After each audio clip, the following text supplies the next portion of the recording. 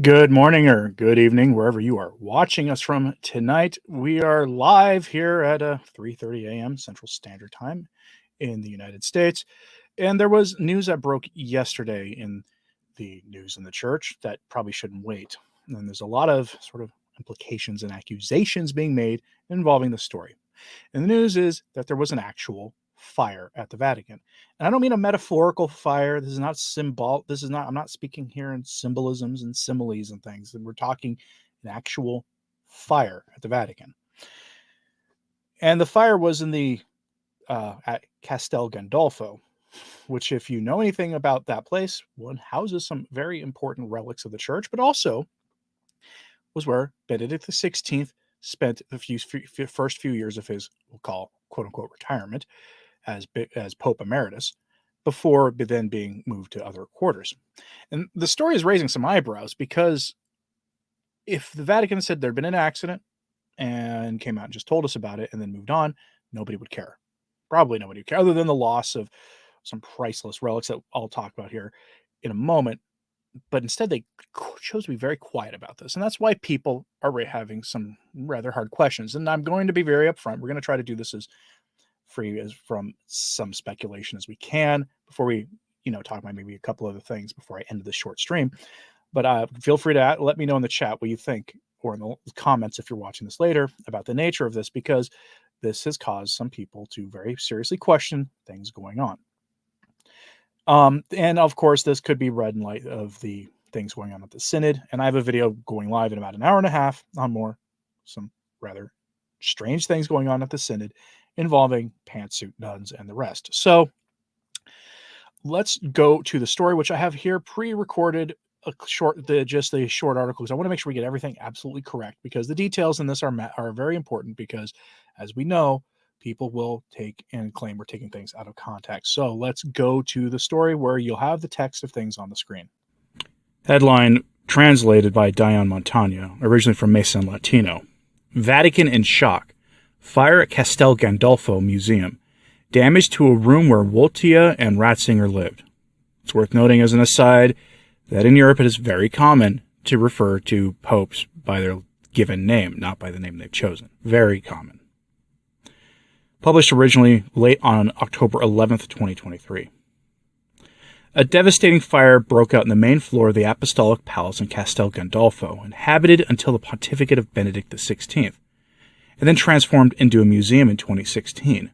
A few days ago, amid total silence from the Vatican, the flames that developed heavily damaged one of the rooms located on the second floor, precisely where in the past pontiffs from Paul VI to Wojtyła to Ratzinger lived and spent long periods of vacation. The papal rooms in the palace are filled with priceless artwork and valuable furniture. The cause of the fire has not been precisely identified, although arson is being ruled out. Vatican spokesman Matteo Bruni said that everything likely started from a short circuit in the air conditioning system. However, no further details on the extent of the overall damage were given. I cannot speak. You have to talk to Sister Raffaella Petrina. The museum's director Andrea Tamburelli only reported over the phone. From what Messaggero understands, the room affected by the fire was reportedly found in a devastating state, with all the ceiling shrouded in carbon black, ruined paintings, the ancient tapestry pulverized, and ashes everywhere. It would indeed seem to be quite a disaster, waiting to have an overall assessment of the assets that now need painstaking restoration work. Tourists who have been visiting the Pope's apartment since 2016 from the audience courtyard climb the Scalone d'Onore to reach the main floor of the palace. The historic rooms are arranged according to the hierarchical order of Vatican ceremonial, echoing the patterns of the second loggia in the Apostolic Palace. The first room, in fact, is a Salon de Svezia, or Hall of the Swiss or Germans, a room once used for the guardhouse. Until Pius XI's restorations in the 1930s, the room was divided in half by 4 columns, and graffiti and inscriptions left by the halberds of the Swiss guards were visible on the original floor. Today, the room is decorated with a high relief of the Deposition from the Cross, and an 18th century Madonna by Domenico Corvi. Next is the Hall of the Palafinari, which houses the papal sextons, and the Hall of the Noble Guards, containing reminders of the presence of Pius IX. The following Sala di Cameria di Capa e Spada houses copies of paintings by Bartolome Esteban, Murillo, and Ghidini Rini. In the next room of the confessors is a copy of the 1801 Fontainebleau Concordat bull and a portrait of Pius VII and his Secretary of State, Ercole Consalvi, by Jean-Baptiste Vicar. Next is the throne room, dating from the time of Innocent X, the consistory room, which was commissioned by Pius IX to be decorated with damask tapestry and polychrome marble floors. Today it houses 2 tapestries by the famous Gobelin manufactory of Brussels, depicting the Holy Family's flight into Egypt. Next is the Benedict XIV Gallery, an extension already built by Alexander VII, but decorated in the 18th century with gouache paintings by Pierre Leon Ghezi. From there, one enters the Papal Chapel of Urban VIII, one of the oldest rooms in the palace, frescoed by Simone Laghi and stuccoed by the Zuccari brothers.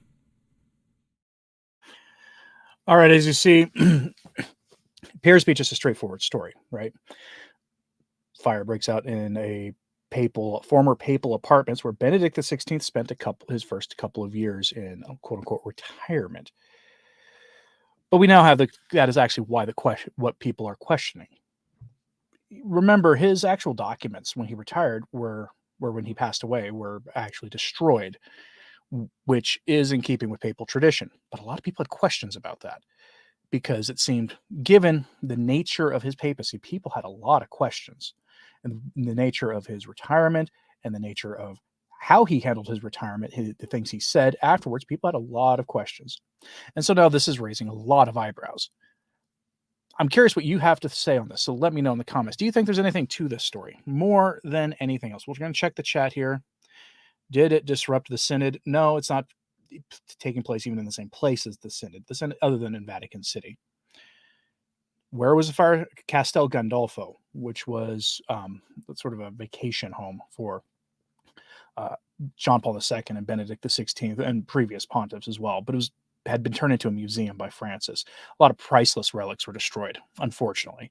Either destroyed or severely damaged. It's going to cost millions of euros to get that all fixed. But I'm curious, what do you think about the story? Is there more to it than we're being told? I tend to think that this is that the biggest question I have is, why did they handle this the way they did? They could have simply put out a minor press release the day after it happened and it would have been fine. But Il Messaggero, Mason Latino, and a couple other Catholic news outlets in Europe got the information that they did from somebody in the Vatican who quietly took some pictures of the damage and sent it to them with some information. That's why we know. There was no official Vatican response or any statement made by the Vatican in a formal sense. So I'm curious, what do you think about this? Because again, there are some people who are talking about the symbolism and things in this, and sure, there could be. I'm not a big believer in coincidences, right? So you have a fire at the Vatican Museum, essentially, and former apartments of Benedict XVI and John Paul II. At the same time that the morality of the Catholic faith is up for debate right now, in the Synod of Sin, as we're starting to call it. You've got, prelates speaking openly about something they're calling the synodal church, whatever that is. And nobody really knows what they're talking about. What do you mean by the synodal church? Because they're making it sound like it's different than the Catholic Church. And I don't think that's what they're trying to go for, but there's a lot of revealing language they're using. Andrew, I can't talk about current events too much. That topic is extremely clamped down on platforms. I will just say people should exercise caution today, because there have been bad people promising bad things in America and elsewhere today. So please exercise some caution today. But I'm curious, do you think the Vatican, the story of the fire at the Vatican, is relevant to anything going on right now? Do you think there's symbolic nature to this? Do you think they handled it well when they told us? Do you believe the official story, which was, again, they say that it was like like short-circuiting with an air conditioning system, which is plausible. That's a plausible thing. And it's really sad that we can't take what is said by the Vatican at face value. We just can't. And some will say that we're bad people for even having questions about those things, that we should be able to, because, Pope and the rest. But they haven't been the most honest brokers with us throughout the last several decades, but especially in the last few years. They haven't been the most honest brokers with us, so we question everything. Teresa says, if the ape of the church will have the buildings, then the buildings have no value. Right, but there is certain things in the right. I mean, these are treasures, priceless treasures. A lot of history. I mean, some of those apartments go back to the reign of Innocent the 10th. We're talking 12th century. 1,000-year-old relics just gone. I don't know if anything's a coincidence. Remember when lightning hit the dome of St. Peter, or the fact that it's turning black? Yeah, I don't think there's a coincidence with a lot of this stuff either. And I think it's another sign of the times, right? That we're being told to pay attention and to keep an eye on things. Before I wrap this up today, I want to make sure that people are aware. And if you're a channel member, you've got YouTube now has the ability that when I schedule videos ahead of time, channel members can watch them generally. If you're a channel member, you have the ability to watch today's video already, the one that'll be going live in just over an hour from the time I'm broadcasting this. And that video is on more just bizarre things that nuns in pantsuits are talking about.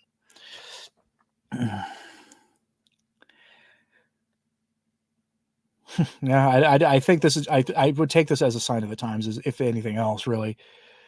And Walter says, like most governments, the Vatican has not been a reliable source of info for some time. And that's true. And it's really sad because we should be, when any official working for the church and the Vatican, when they speak, we should be able to trust them. But that ship sailed. And it's unfortunate.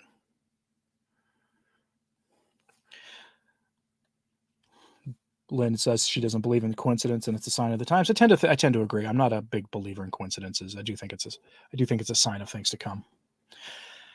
Anyway, thanks for tuning in this morning. Check out today's video if you can, and as always, pray for the church. I've got more videos to work on today. And my son's birthday is today, so we're going to try to do some things out while being very aware of things going on. But thanks for tuning in today, folks, and as always, pray for the church. God bless.